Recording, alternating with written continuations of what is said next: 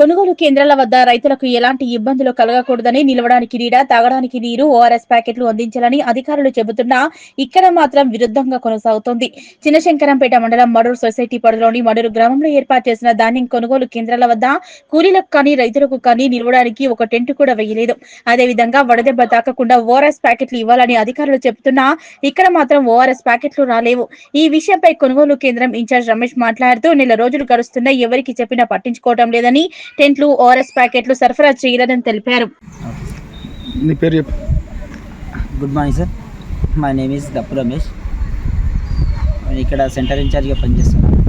అయితే మా సెంటర్లో టెంట్ అనేది ఇవ్వలేరు మనకి.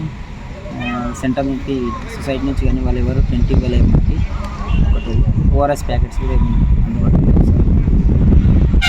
ఎన్నో లేదు సెంటర్ ఓపెన్ చేసి 1 month టెంట్ వేయలే, ఓఆర్ఎస్ ప్యాకెట్లు వేయలే. లేదు సార్, టెంట్ ఓఆర్ఎస్ ప్యాకెట్